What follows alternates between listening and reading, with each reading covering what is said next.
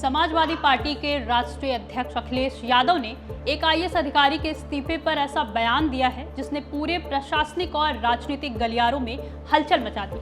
अखिलेश यादव ने कहा, कुशल अधिकारियों की मौजूदा सरकार में कोई कद्र नहीं हो रही है और अच्छे अधिकारियों से अपील की कि वे भावावेश में कोई फैसला ना लें क्योंकि बुरे दिन जाने वाले हैं और पीडीए की सरकार आने पर उन्हें सम्मान और उचित स्थान दिया जाएगा। उनका नारा भी सामने आया, जो पीड़ित है वो पीडीए है। लेकिन सवाल ये है कि आखिर ऐसा क्या हुआ कि एक आईएएस अधिकारी को इस्तीफा देने की नौबत आ गई। आज हम बात कर रहे हैं उत्तर प्रदेश कैडर के आईएएस अधिकारी रिंकू सिंह राही की, जिन्होंने 7 पन्नों का तकनीकी त्याग पत्र देकर पूरे सिस्टम पर बड़ा सवाल खड़ा कर दिया है। नमस्कार, मैं हूं महक और आप देख रहे हैं नारी टीवी यूपी। भारतीय प्रशासनिक सेवा यानी आईएएस एक ऐसी नौकरी है जिसे पाने के लिए लाखों युवा सालों तक मेहनत करते हैं, कई बार असफल होते हैं, फिर भी हार नहीं मानते। लेकिन सोचिए, अगर कोई व्यक्ति 16 बार प्रयास करने के बाद आईएएस बन जाए और फिर खुद ही कह दे कि उसे आईएएस नहीं रहना, तो ये सिर्फ एक खबर नहीं बल्कि पूरे सिस्टम पर बड़ा सवाल भी है। आखिर ऐसा क्या हुआ कि एक अधिकारी जिसने जान जोखिम में डालकर भ्रष्टाचार के खिलाफ लड़ाई लड़ी, वही अधिकारी आज कह रहा है कि उसे आईएएस नहीं रहना।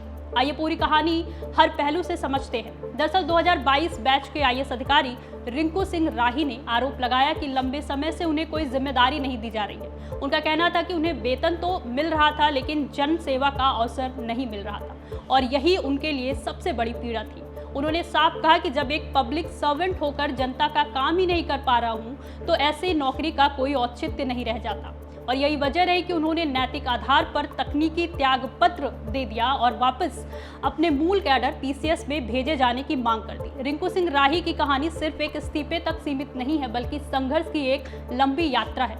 वर्ष 2009 में जब वे जिला समाज कल्याण अधिकारी के रूप में मुजफ्फरनगर में तैनात थे, तब उन्होंने विभाग में 100 करोड़ रुपए से अधिक के घोटाले का खुलासा किया था। इस खुलासे के बाद उन पर जानलेवा हमला हुआ और उन्हें 7 गोलियां मारी गई, जिससे उनकी एक आंख की रोशनी चली गई और शरीर स्थायी रूप से प्रभावित हुआ था। इसके बावजूद उन्होंने हार नहीं मानी और लगातार 16 बार प्रयास करने के बाद आखिरकार आईएएस परीक्षा पास की। आईएएस बनने के बाद उनकी पहली पोस्टिंग शाहजहांपुर में हुई, लेकिन वहां एक विवाद के बाद उनका तबादला राजस्व परिषद में कर दिया गया। इसके बाद उनका आरोप है कि लंबे समय से उन्हें कोई महत्वपूर्ण जिम्मेदारी नहीं दी।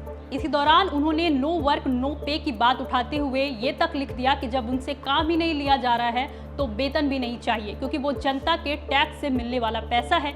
ये कदम अपने आप में बेहद असाधारण माना जा रहा है। अब यहाँ सबसे महत्वपूर्ण सवाल उठता है कि तकनीकी त्यागपत्र आखिर होता क्या है। तकनीकी त्यागपत्र का मतलब ये होता है कि कोई अधिकारी अपनी वर्तमान सेवा छोड़कर अपने मूल कैडर में वापस जाने की मांग करता है। रिंकू सिंह राही पहले पीसीएस अधिकारी थे और बाद में आईएएस बने, इसीलिए उन्होंने नियमों के तहत 3 साल की अवधि पूरी होने से पहले वापस पीसीएस सेवा में भेजे जाने का अनुरोध किया है। इस पर अंतिम निर्णय भारतीय सरकार के कार्मिक एवं प्रशिक्षण विभाग यानी डीओपीटी के स्तर पर लिया जाएगा। लेकिन जैसे ही ये मामला सामने आया, राजनीति भी तेज हो गई। समाजवादी पार्टी के राष्ट्रीय अध्यक्ष अखिलेश यादव ने इस मुद्दे पर प्रतिक्रिया देते हुए कहा कि कुशल अधिकारियों की मौजूदा सरकार में कोई कद्र नहीं है। उन्होंने सोशल मीडिया प्लेटफॉर्म एक्स पर लिखा कि अच्छे अधिकारियों से अपील है कि वे भावावेश में कोई फैसला ना लें क्योंकि बुरे दिन जाने वाले हैं और पीडीए की सरकार आने पर योग्य अधिकारियों को उचित सम्मान और स्थान दिया जाएगा। उन्होंने ये भी कहा, जो पीड़ित है वही पीडीए है। इस बयान के बाद रिंकू सिंह राही का मामला सिर्फ प्रशासनिक नहीं बल्कि राजनीतिक बहस का विषय बन गया है।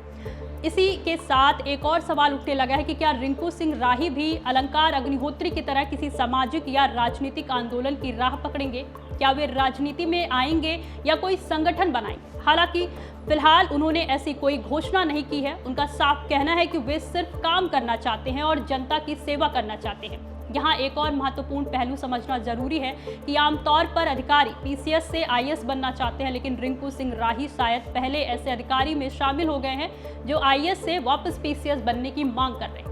उनका कहना है कि आईएएस के रूप में जब जिम्मेदारी नहीं मिल रही है तो पीसीएस के रूप में ही सही, लेकिन वे जमीन पर काम करना चाहते हैं और अपनी शपथ के अनुरूप जनसेवा करना चाहते हैं। अब इस पूरे मामले की फाइल उत्तर प्रदेश सरकार से होते हुए भारत सरकार के पास जाएगी, जहां गृह मंत्रालय और डीओपीटी स्तर पर इसकी जांच होगी और तय किया जाएगा कि उनका तकनीकी त्यागपत्र स्वीकार किया जाए या नहीं। फिलहाल वे सभी अभी उत्तर प्रदेश कैडर के आईएएस अधिकारी हैं और अंतिम फैसला आना बाकी है। लेकिन इस पूरे घटनाक्रम ने एक बड़ा सवाल जरूर खड़ा कर दिया है कि क्या हमारे प्रशासनिक सिस्टम में ईमानदार और सक्रिय अधिकारियों को पर्याप्त अवसर नहीं मिल रहा है, और क्या एक अधिकारी का ये कदम सिर्फ व्यक्तिगत निर्णय है या व्यवस्था पर एक गंभीर टिप्पणी। इतना जरूर कहा जा सकता है कि पद छोड़ना आसान नहीं होता, खासकर तब जब पद आईएएस जैसा हो। ऐसे फैसले बहुत ही कम लोग लेते हैं और यही वजह है कि रिंकू सिंह राही का ये कदम पूरे देश में चर्चा का विषय बना। फिलहाल देखना ये होगा कि उनका तकनीकी त्यागपत्र स्वीकार होता है या नहीं, और आगे उनका प्रशासनिक या सार्वजनिक जीवन किस दिशा में जाता है। इस मुद्दे पे आपकी क्या राय है, हमें कमेंट करके जरूर बताएं। देखते रहिए अनादि टीवी यूपी। नमस्कार।